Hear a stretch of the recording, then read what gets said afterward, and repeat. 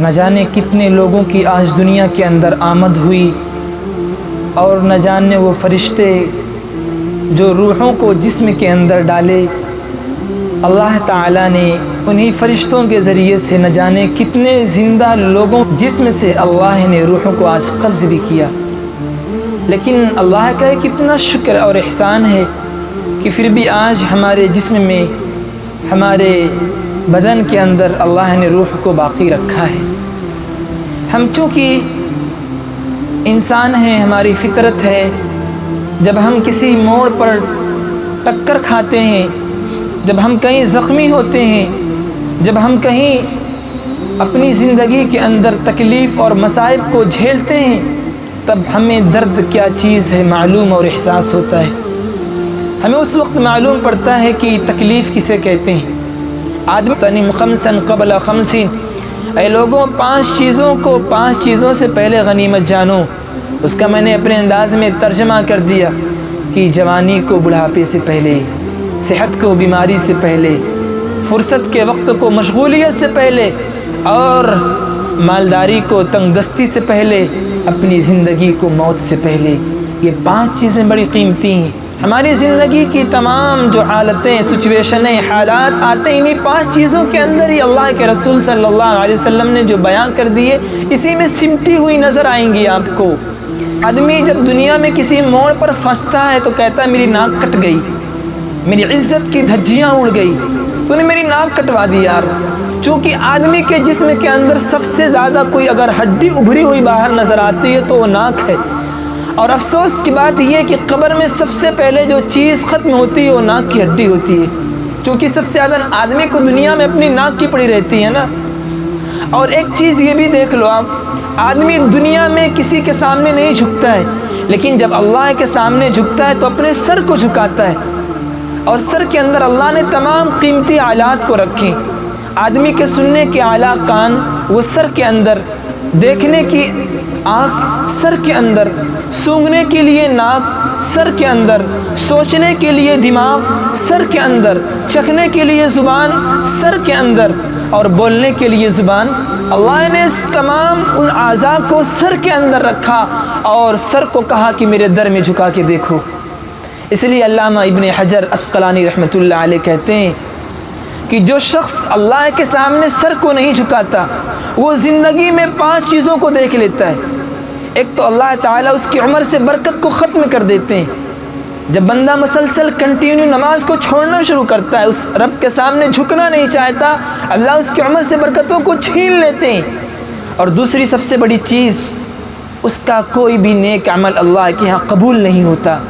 اور تیسری چیز، اس کے چہرے سے صالحین کا نور بھی چھین لیا جاتا ہے، اور اس کے علاوہ اس کی دعاؤں میں اثر بھی نہیں ہوتا۔ وہ کتنا بھی دعا کر لے، وہ کتنا بھی چیخ لے، کتنا بھی پکار لے، اللہ کے نزدیک اس کی دعاؤں کی کوئی مقبولیت نہیں ہوتی ہے۔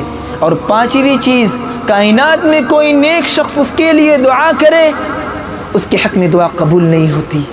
یہ اس کی زندگی کی 5 چیزیں ہیں جو اللہ اس کے لیے دنیا کے اندر یکارت کا سامان بنا دیتا ہے۔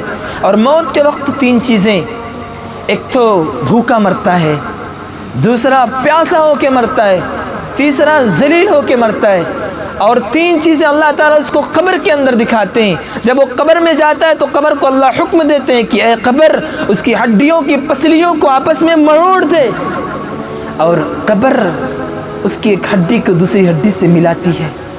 دوسرے، اللہ تعالیٰ اس کی قبر کو آگ سے بھر دیتا ہے، اور تیسری چیز، اللہ تعالیٰ اس کے قبر کے اندر ایک ایسے سانپ، ایک ایسے اژدہے کو مسلط کرتا ہے۔ روایتوں میں آتا ہے کہ ایک دفعہ جب وہ ڈستا ہے، آدمی 70 گز زمین کے نیچے چلا جاتا ہے۔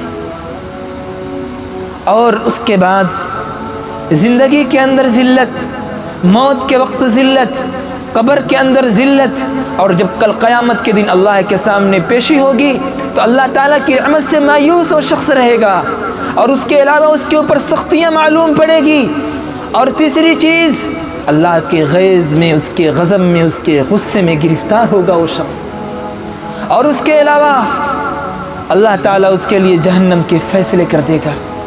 اللہ کے رسول صلی اللہ علیہ وسلم نے فرمایا کہ جو شخص نماز کو چھوڑ دیتا ہے اللہ تعالیٰ اس کو جہنم کے دروازے پر اس کے نام کو لکھ دیتے ہیں، اور جہنم کے اندر ایک وادی ہے جس کا نام ویل ہے، جس سے جہنم خود روز آنا 70 دفعہ پناہ مانگتی ہے۔ اللہ تعالیٰ بے نمازیوں کو کل اسی جہنم کی وادی میں ڈھکیلیں گے۔ اللہ ہماری حفاظت فرمائے۔ تو میرے عزیزوں، میں یہ عرض کر رہا تھا کہ دنیا کے اندر بھی ذلت کا سامان، موت کے وقت بھی ذلت، قبر کے اندر بھی رسوائی، حشر کے اندر بھی رسوائی، اور اس کے علاوہ ملا کیا؟ کچھ بھی نہیں۔ اس لیے میرے عزیزوں تیاری کرو۔ یہ مت سوچو کہ فلاں نماز نہیں پڑھتا۔ بعض دفعہ ہوتا کیا ہے، بندہ آتے ہیں عالم صاحب کے پاس، حضرت کو تعویذ لکھ کے دے دو، میرا بیٹا بہت بہک گیا ہے۔ خود تو پہلے عمل کرو، خود تو راستے پر ہو نہیں اور بیٹے کی تعویذ کے لیے دوڑ رہے ہو۔ کہاں سے تمہارے گھروں کے اندر نماز کی دعوت، کہاں سے تمہارے دلوں کے اندر اللہ کی محبت آئے گی؟ پہلے اپنے اندر تو اتارو اللہ کی محبت کو۔ آج اکثریت اس لیے پریشان ہے، مائیں در در بھٹک رہی ہیں، بہنیں تڑپ رہی ہیں، اور نہ جانے گھر کے اندر کیسا ماحول ہے، صرف اس لیے کہ ہمارے گھر کے فیملی سسٹم صحیح ہو جائے، بچے اچھے ہو جائیں، نیک ہو جائیں۔ خود تو نیک بننے کی کوشش نہیں کر رہے، دوسروں کو نیک بنانے کی کوشش اور فکر ہے۔ اور افسوس مجھے اس بات کو کہتے ہوئے لگ رہا ہے کہ اکثریت یہ کہتی ہے، حضرت فلاں شخص نماز بھی پڑھتا ہے، جھوٹ بھی بولتا ہے، جتنا وہ جھوٹ بولتا ہے نا اتنا شاید کوئی نہ بولتا ہو۔ میرے عزیزوں، اگر وہ شخص جھوٹ بولتا ہے، اس نے عبادت آپ کے لیے نہیں کی ہے، اس کا معاملہ تو اللہ کے ساتھ ہے۔ کہ آپ اس کے محاسب ہیں، کہ آپ اس کے حساب لینے والے ہیں، اس کا معاملہ تو اللہ کے سپرد تھا۔ آپ کے ساتھ اس نے جو لین دین میں گڑبڑ کی ہے، کل آپ اس کے دن، حشر کے دن اس کے دامن کو پکڑیں گے۔ ہم سینکڑوں قسم کی باتوں کو سنتے ہیں۔ میں کہتا ہوں کہ اگر اس نے اپنی زندگی کے آخری وقت میں نماز کے ذریعے اللہ نے اس کو توبہ کی توفیق دے دی تو اللہ نے اس کے پورے گناہ معاف کر دیے، اور آپ کا کیا بنے گا؟ آپ کا کیا ہوگا؟ اپنی فکر کرو، اپنے آپ کو دیکھو۔ عمر کی اس ڈھلان پر آپ پہنچ گئے ہو، سوائے دھوکے کے اور کچھ نہیں ملا ہوگا آپ کو، سوائے اس کے کہ آپ یہی کہے ہوں گے، یار دنیا تو بڑی مطلب کی ہے۔ لوگ اس وقت یاد کرتے ہیں جب کوئی طلب ہوتی ہے، لیکن وہ اللہ جس نے سب کچھ دیا، جس نے تم کو زندگی کے اندر سانس دی۔ مجھے ایک واقعہ یاد آتا ہے، ایک شخص، اس کو آکسیجن دیا جاتا ہے۔ آکسیجن جب دیا جاتا ہے تو ڈاکٹر اس کی بل بنا کے بھیجتے ہیں کہ تمہارے بل جو ہوئے ہیں 70 لاکھ روپے۔ وہ شخص رونے لگتا ہے، تو جو پڑوس کے لوگ تھے بولے، یار آپ رو کیوں رہے؟ اللہ نے آپ کو اربوں خربوں کی پراپرٹی دولت دی ہے۔ بولے مجھے رونا اس کے بل پر نہیں آ رہا، یہ 70 80 1 کروڑ میرے لیے کچھ نہیں ہے۔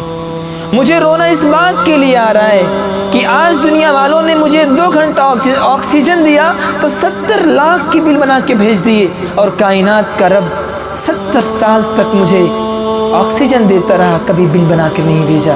اگر اس رب کے میں شکر میں پوری زندگی سجدے میں نکال دیتا تو شاید اس کے شکر کا میں کبھی حق ادا نہیں کرتا۔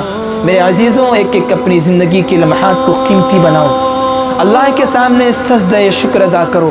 فرض نماز تو فرض ہے، اس کے علاوہ کم سے کم اس رب کے سامنے روزانہ 20 رکعت نہیں، 15 رکعت نہیں، 10 رکعت نہیں، 8 رکعت نہیں، 6 رکعت نہیں، خدا کے لیے 4 رکعت تو پڑھو۔ اللہ تعالیٰ آپ کو بھی اور مجھے بھی اپنا حقیقی سچا پکا عابد اور زاہد و ساجد بندہ بنائے۔ اللہ تعالیٰ ہمارے یہاں بیٹھنے کو، بولنے کو، سننے کو، کہنے کو قبول فرمائے۔